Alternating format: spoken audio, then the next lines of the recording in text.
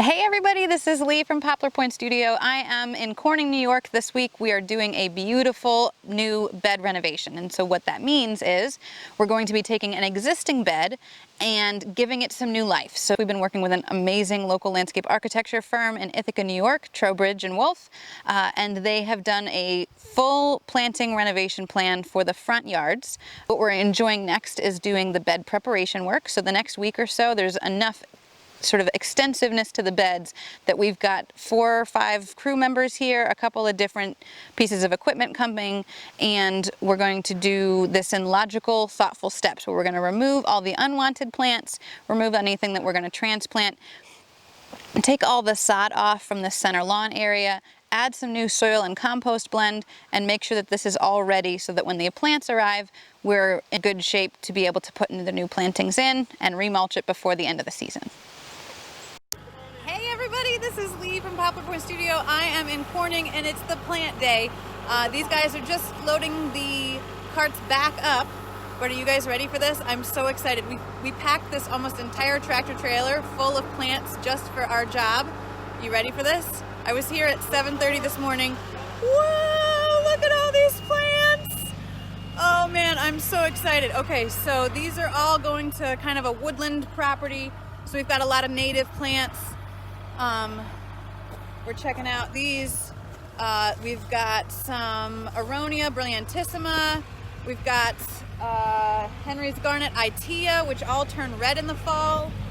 We've got Rus Aromatica Growlo, or Low Grow, and these ones are fragrant. If you take the leaf and crunch it up, it smells good. And then we've got some Tiarella, some Christmas fern, and then Hakone grass, and the last batch is Lady in Red fern. But look at this. And because the property is really hard to access with this tractor trailer, we're actually unloading across the street or around the corner at the community college, which is what's over my shoulder. But look at all these plants. Woo-hoo!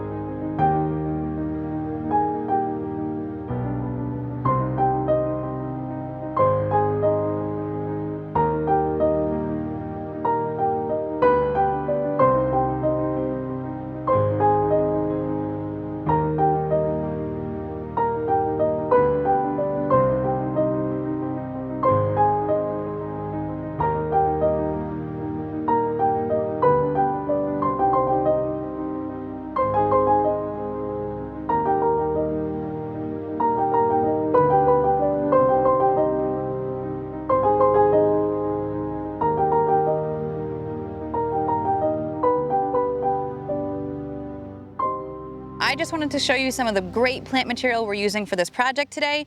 On my right, we have a number of big shrubs that are going to go in. We have Little Quickfire Hydrangea, Itea Virginica, which is Henry Garnet's Itea, which is a really beautiful white bloom in the spring and then has kind of green foliage in the summer, and in the fall has beautiful red color.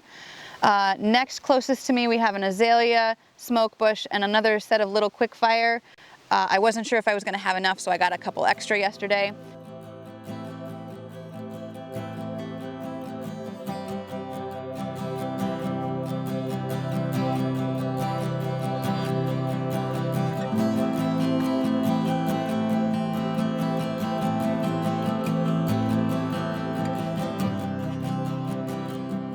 This group is called Aronia, I think This is a chokeberry. I think it's low scape mound. This has about a 2-foot tall growth habit and about 3 to 4 feet wide. It turns out we may use this in the background of some plantings, and I found a little sibling to this, which is to my left, which is a Aronia groundhog, and this is a newer variety from Proven Winners. And so this is much shorter. This is only about 6 inches tall and about 2 to 3 feet wide. And so we wanted this as a ground cover plant, and then we have the big brother, which is the low scape mound, and he's just going to be a little bit taller. So we'll use him a little farther back in plantings.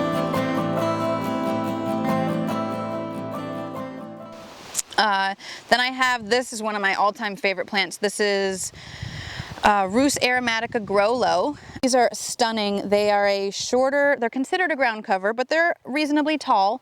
They're about 2 feet off the ground, but they spread one plant. So this one plant, this guy can go 7 to 8 feet wide.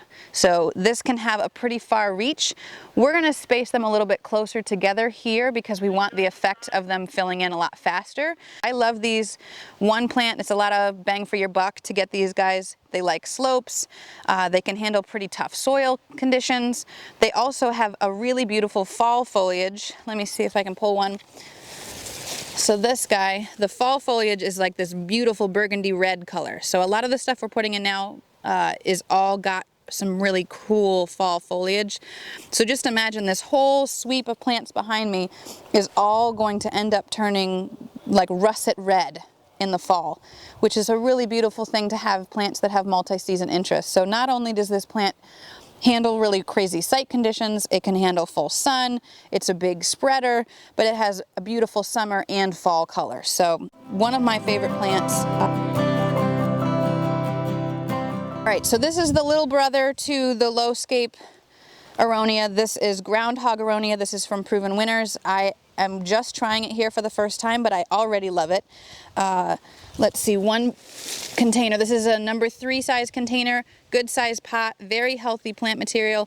Looks like it's gonna get pretty good wingspan, and green in the summer, red in the fall. These are already turning, and then they have these little black berries, which are super cute. So we're gonna see how these do. They look like a very low maintenance ground cover. So I really am enjoying that. Even just this big mound of them looks so great together right now. We have another group of Proven Winner plants. I adore these. This is Microbiota decusata Celtic's Pride. And this is another beautiful evergreen plant. So this is going to be able to have green needles all year long. We're going to actually use this out front by the stone wall because it has this sort of nice, loose, fringy kind of texture, which will soften the hard lines of the stone.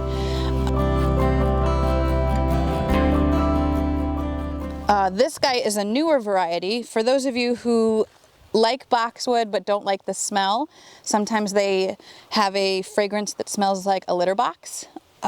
The alternatives haven't been that available in the market. So this is a newer variety. This is called Ilex verticillata gem box, which is a gem box holly, very petite. This is a dwarf plant.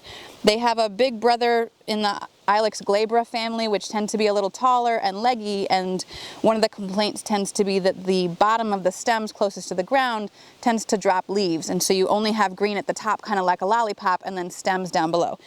This variety, gem box, is supposed to fix that by staying dwarf. All of these leaves should stay on the stems. Also, it's a great replacement because it keeps that same mounding form that some of the boxwoods are known for without having to shear it and keep it in shapes. This swath, don't mind that they've fallen over a little bit. We just watered them. This is Haconoclea, which is a Japanese forest grass. So this site is super breezy. We're on top of a hill. So one of the things that's really nice about Japanese forest grass is they actually move with the breeze. And a lot of ornamental grasses do this too, but because these are short, they're all gonna move in kind of little waves. And have a little dance, which is so lovely. It's a different texture than some of the plant material we're using, and also because it has movement, it is lovely to look at. It changes what's happening in the landscape through the season.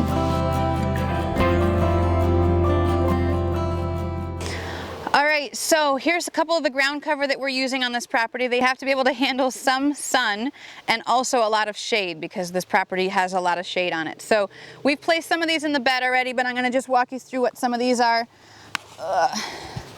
This little guy is called Lady in Red Fern. I'm not gonna get the Latin name right, so I'm not even gonna try. But the reason that they call it that is that the new stems have more of a reddish pink tinge. And so when we get this in the ground and they've got a year or two to establish, it's got beautiful green foliage that we expect from ferns, but the red stem is gonna be a beautiful contrast in the landscape, especially when we put a bunch of these together. So I love this. This is called Lady in Red Fern. Is Tiarella cordifolia, which is a foam flower, which is little white spires here. They're going to be in the spring. Some of the leaves actually have this really purple, beautiful veining in them, and so once these get more established, we'll see more of that next season. They get about 1 to 2 feet spread, so we'll probably spread them out about 1 foot on center so that by the time they fill in, the leaves will be touching, and it'll be like just a beautiful big sweep of this plant. And then we have one more beautiful little fern. This is another one of my favorites. This is a Christmas fern. I don't know why I remember it this way, but I think of Christmas as like green and red, and these leaves are a much deeper green than a lot of the ferns that we use. And it's so pretty in this light. It's a little bit waxier texture than the other Lady in Red Fern. Let's see if I can get the Latin name right. Nope, not gonna get that right. It's called Christmas fern, that's how I remember it. But they're also in about a foot and a half tall. So all three of these kind of fern and foam flower plants all stay about a foot and a half tall, about a foot and a half wide. If we plant them in a group, they're gonna all read just kind of this floaty texture and also just beautiful in big sweeps. So this is a little bit different property than what we usually work on, where it's just a foundation planting around somebody's house. So sometimes having one of something as a feature is a big deal. Here, we're trying to do big masses of them because the way that they're gonna read in the landscape is sweeps or big strokes in the landscape. Which reads just a little bit differently than sort of a onesie-twosie planting plan. Can't wait to we've got some more placement, we have to go, but this is kind of the plant material that we're using today. I'm so excited.